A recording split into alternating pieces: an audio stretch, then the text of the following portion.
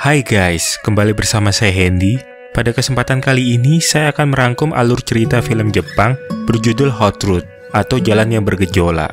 Cerita film ini berkisah tentang seorang gadis 14 tahun bernama Kazuki Miyaichi yang percaya bahwa ia adalah anak yang tidak diinginkan oleh orang tuanya. Suatu hari, ia bertemu seorang pemuda 16 tahun bernama Hiroshi Haruyama yang merupakan anggota dari geng motor besar Knights. Kazuki yang memutuskan untuk hidup bersama dengan Haruyama, secara bertahap ia menjadi terlibat dalam konflik geng motor, keluarga, dan kehidupan cintanya.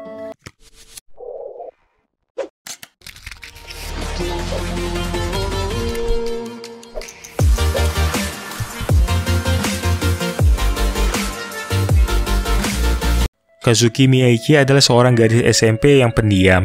Ia hampir tidak mempunyai ekspresi sama sekali. Kazuki bahkan tertangkap mencuri di sebuah minimarket dan dibawa ke kantor polisi. Temannya bahkan sampai menangis. Tapi Kazuki diam saja. Ia tetap tidak menunjukkan ekspresi apapun. Hal ini karena Kazuki sangat kesepian. Ia kembali ke rumah dan rumahnya tampak gelap dan kosong. Kazuki hanya tinggal berdua dengan ibunya. Ayahnya meninggal saat ia masih kecil, dan ibunya sama sekali tidak peduli padanya. Ia tahu ibu dan ayahnya menikah karena dijodohkan saat ibunya menyukai seseorang dari SMA yang sama. Dan sekarang, pria tersebut akan bercerai. Ibunya pun kembali menjalin hubungan dengan pria itu. Kazuki mencoba melakukan sesuatu yang membuat ibunya akan memperhatikannya, tapi sia-sia saja. Kazuki sangat membenci ibunya. Ibunya lebih mencintai pacarnya daripada dirinya. Di sekolah, Kazuki mempunyai satu teman, yaitu seorang gadis pindahan bernama Eri. Eri banyak digosipkan oleh teman-temannya sebagai gadis yang pernah melakukan aborsi. Semua orang tidak menyukainya, tapi hanya Kazuki yang berteman dengannya. Eri adalah gadis yang bebas, dan sepertinya dulu ia bersekolah di Yokohama sebelum dipindahkan. Jadi suatu hari ia mengajak Kazuki yang polos menemui seseorang bernama Hiroko, teman kakaknya. Kazuki cukup kaget karena gadis itu terlihat seperti gadis tidak baik. Eri mengatakan kalau gadis itu adalah pacar ketua geng motor The Knights bernama Toru. Mereka berniat menemui Toru, tapi sayangnya Toru sedang sibuk. Jadi mereka akan mengunjungi pria bernama Hiroshi Haruyama, yang merupakan tangan kanan Toru. Kazuki tidak terlalu tertarik saat keduanya berbincang dengan Haruyama.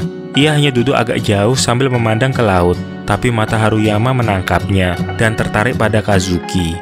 Ia mulai mendekati Kazuki dan mengajaknya bicara, tapi Kazuki hanya diam saja. Haruyama tahu kalau Kazuki punya masalah keluarga, dan Kazuki masih saja diam. Haruyama bahkan mengajaknya bercanda dengan memercikkan air yang membuat Kazuki makin kesal, dan kemudian ia memukulnya. Haruyama pun marah. Ia mengancam Kazuki untuk tidak memperlihatkan wajahnya lagi di hadapan Haruyama. Eri memang suka berteman dengan anak geng motor The Knights, jadi mereka sering mengunjungi perkumpulan geng motor tersebut, tentu saja dengan Kazuki bersamanya. Kazuki beneran ketakutan saat ia melihat Haruyama. Toru malah tertarik dengan Kazuki, dan kemudian memanggilnya secara pribadi. Ia ingin melihat tangan mana yang berani memukul Haruyama. Walau Toru adalah ketua geng The Knights, tapi ternyata Toru pria yang baik. Malah Haruyama yang merasa terganggu melihat Kazuki diinterogasi oleh Toru. Sejak awal pertemuan mereka, Haruyama sudah terlihat menyukai Kazuki. Karena meski ia mengancam Kazuki, tapi ia masih mau mengantarkan gadis itu pulang. Keesokannya, Eri curhat dengan Kazuki. Kenapa teman-temannya sampai tega berkata Eri telah melakukan aborsi? Padahal ia tidak pernah melakukannya. Bahkan Eri belum pernah menjalin hubungan dengan pria manapun. Impian Eri hanya ingin memiliki teman seperti Kazuki. Dan Kazuki sangat bersyukur memiliki teman sebaik Eri. Setidaknya selama beberapa hari, Kazuki selalu pulang subuh. Dan tidak ada seorang pun yang bertanya padanya. Ibunya tidak peduli sama sekali pada Kazuki.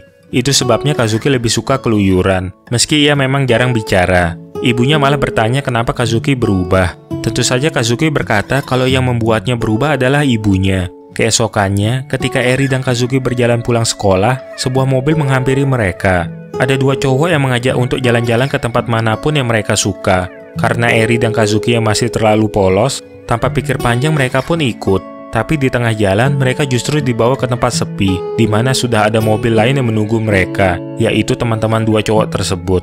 Merasa ada yang tidak beres, Kazuki pun langsung menarik Eri dan keluar mobil untuk menyelamatkan diri. Kelompok remaja itu terus mengejar dan ingin menculik Kazuki dan Eri. Tapi Kazuki dengan berani menyerang mereka yang berusaha mendekat.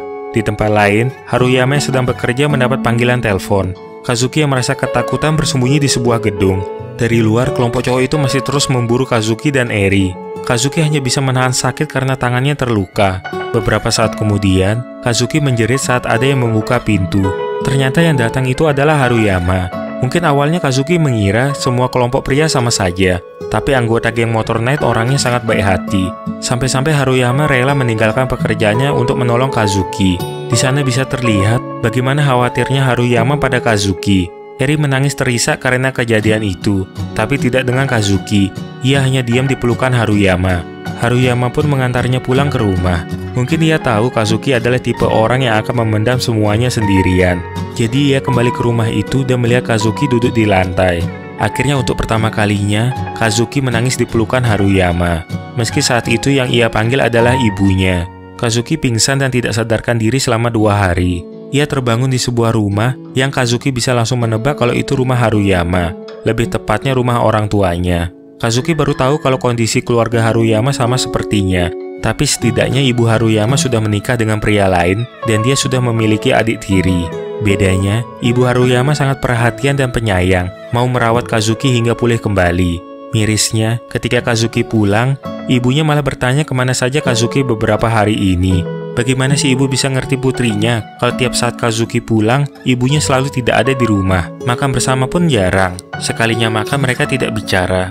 Walau ibunya tidak mencintai ayah Kazuki, tapi ia tidak memikirkan perasaan Kazuki sebagai anak kandungnya. Karena sudah tidak tahan dengan sikap ibunya, Kazuki memutuskan pergi dari rumah. Di tempat lain, Toru menunjuk Haruyama sebagai ketua geng motor The Knights menggantikannya. Karena Toru ingin pensiun dan ingin fokus pada pekerjaan dan pacarnya, yang nanti akan dinikahinya. Sementara itu, di markas geng motor Yokohama lainnya, mereka juga mengetahui informasi mengenai pergantian pemimpin di kubu The Knights dan berniat menghancurkannya. Beberapa kali anggota geng motor tersebut datang untuk meneror Haruyama. Sejak saat itu, hubungan antara Kazuki dan Haruyama makin dekat. Haruyama bahkan mengantarkan Kazuki pergi ke sekolahnya. Tanpa diketahui anggotanya, Haruyama datang sendirian ke tempat tongkrongan geng motor rival.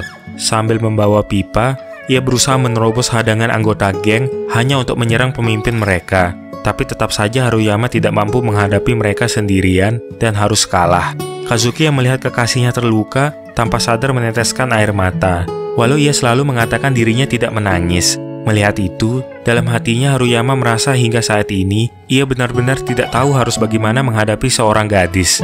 Terutama apa yang dapat ia lakukan jika telah membuat seorang gadis menangis.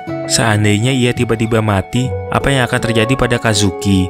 Mungkin saat ini Haruyama belum bisa mundur sebagai pemimpin, tapi nanti Haruyama pasti akan mengubah dirinya demi Kazuki. Pernah beberapa hari Kazuki dan Haruyama hidup bersama dalam satu rumah.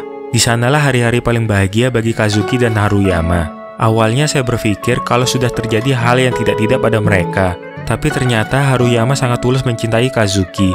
Saking cintanya, ia bahkan tidak pernah melakukan hal-hal di luar batas pada Kazuki. Beberapa hari kemudian, saat di sekolah perut Kazuki tiba-tiba sakit. Ternyata ia hanya keracunan makanan. Kazuki jadi teringat pada Haruyama dan bergegas pulang membawa obat. Tentu saja, di rumah Haruyama juga keracunan makanan yang sama. Haruyama kesakitan dan tidak bisa minum obat. Kazuki yang bingung harus bagaimana, akhirnya memasukkan obat ke dalam mulutnya sendiri. Dan ciuman pertama keduanya adalah saat Kazuki memberikan obat pada Haruyama melalui mulutnya. Momen mesra yang seharusnya dijalani dengan suasana romantis malah terjadi di saat mereka panik dan sakit perut. Suatu malam, Kazuki tidak sengaja melihat ibunya dan pacar ibunya masuk ke hotel. Kazuki terkejut dan mengejarnya. Ia berteriak pada ibunya. Apa ibunya sama sekali tidak kasihan pada ayahnya yang telah tiada? Kazuki yang masih 15 tahun menanggung semuanya sendirian. Ia memiliki banyak pertanyaan pada ibunya. Tapi ada sesuatu yang sangat ingin ia tanyakan, tapi tidak bisa. Ia memutuskan kembali ke rumah dan menemui ibunya yang menangis di kamar. Ibunya menggerutu mengenai Kazuki yang bersikap seperti itu di depan pacarnya. Padahal pria tersebut menyayangi Kazuki. Kazuki tidak menyangka ibunya begitu tega menyalahkannya. Ia menangis dan bertanya, apakah ibunya setidaknya pernah merasa bahagia saat Kazuki dilahirkan. Namun ibunya diam saja. Kazuki makin menangis dan meminta ibunya menjawab. Haruyama yang mendengarkan dari luar tidak tahan lagi dan masuk ke kamar. Ia mengatakan jika memang ibu Kazuki membenci putrinya, maka berarti ibunya tidak keberatan kalau Haruyama membawa Kazuki ikut bersamanya. Setelah mendengar ucapan Haruyama, barulah ibunya menangis dan mengatakan tentu saja seorang ibu pasti menyayangi anaknya, dan ia sangat bahagia saat Kazuki dilahirkan. Haruyama mengatakan ia tidak ingin Kazuki lemah tanpa dirinya. Ia tidak ingin Kazuki menjadi gadis yang tidak bisa apa-apa tanpa dirinya. Ia ingin Kazuki menjadi kuat dan menjadi gadis yang ingin ia kejar. Setelah hari itu, Kazuki tinggal bersama ibunya lagi. Suatu hari, ia mengunjungi rumah Haruyama. Tapi ternyata Haruyama sedang sakit. Hari itu, rencananya Haruyama dan kawan-kawan akan melawan geng motor rival. Dan itu tanpa sepengetahuan Kazuki. Ia sengaja membuat Kazuki pergi dari rumahnya. Dengan alasan, ia ingin Kazuki membeli minuman dan menelpon ibunya agar diizinkan menginap di rumah Haruyama. Tentu saja Kazuki sangat bahagia. Saking bahagianya, saat menelpon ibunya, akhirnya ia merestui ibunya menikah dengan pacarnya. Pacar ibu Kazuki pria yang baik. Ia selalu memikirkan Kazuki. Hanya saja ibunya yang tidak pandai merawat anak. Saat Kazuki pergi, Haruyama bergegas pergi menuju lokasi dengan kondisinya yang sedang sakit demam. Tapi di tempat pertemuan, polisi datang untuk mencegah bentrokan antar geng motor. Akhirnya semua anggota geng motor memutuskan bubar. Sedangkan Haruyama yang tiba, melihat polisi sedang memblokir jalan. Namun ketika ia berbalik, tiba-tiba ada sebuah truk yang menuju ke arahnya dengan kecepatan tinggi. Kazuki yang kembali melihat Haruyama sudah tidak ada. Dan beberapa saat kemudian, ia mendengar kabar Haruyama yang ditabrak truk dan kemudian terlempar sejauh 5 meter. Mendengar itu, Kazuki pun kaget. Di rumah sakit, dokter telah mengoperasi Haruyama. Tapi Haruyama mengalami koma. Temannya mengatakan sebenarnya Haruyama ingin berhenti dari geng motor karena Kazuki.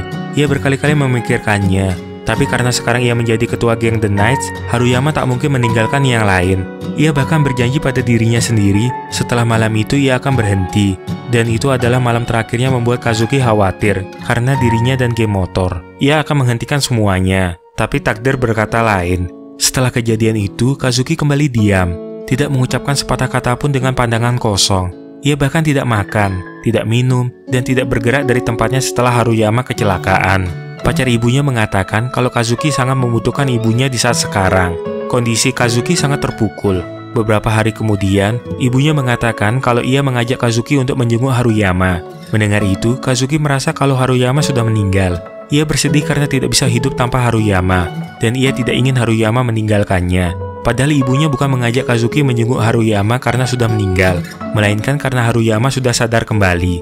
Di rumah sakit, samar-samar Haruyama berkata kalau ia tidak ingin mati hanya demi Kazuki. Dan Kazuki bahkan menangis untuk yang pertama kali di hadapan ibunya, sambil memeluk dan meminta ibunya menyelamatkannya. Sejak awal, ibunya tidak melarang hubungan mereka, karena walau Haruyama kelihatan seperti anak yang nakal, tapi Haruyama adalah pria yang baik. Kazuki selama ini selalu kesepian. Tidak ada yang benar-benar menyayanginya. Tidak ada yang benar-benar ia sayangi. Tidak ada yang benar-benar membuatnya bahagia. Tapi sejak bertemu Haruyama, Haruyama menjadi segalanya baginya. Kazuki pun merasa Haruyama adalah orang pertama yang paling ia perhatikan selain dirinya sendiri. Keinginan hidupnya demi Kazuki membuat Haruyama sadar kembali. Walau berhasil selamat, tangan kiri dan kaki kiri Haruyama harus lumpuh.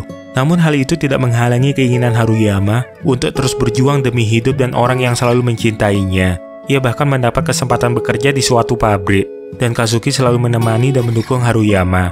Satu-satunya harapan Kazuki di masa depan yaitu Kazuki ingin menjadi ibu dari bayi Haruyama nanti. Dan itulah rahasia mimpi kecil Kazuki saat ini. Film pun berakhir. Dalam kehidupan selalu ada suka dan duka. Hanya saja, bagaimana cara kita menyikapinya adalah jalan yang membedakan kita. Apa artinya hidup atas nama cinta, tapi melupakan orang yang mencintai kita? Di masa depan, masih banyak jalan dan masalah yang akan kita hadapi. Tapi jika kita sadar kalau sebenarnya ada orang yang selalu menyayangi, yang memperhatikan dan mengkhawatirkan kita, maka kita akan bisa menghadapi semuanya. Ingat, karena hari ini adalah hari kemarin yang kita khawatirkan. Terima kasih untuk kalian yang sudah menonton di channel ini, dan sampai jumpa lagi di kesempatan lainnya.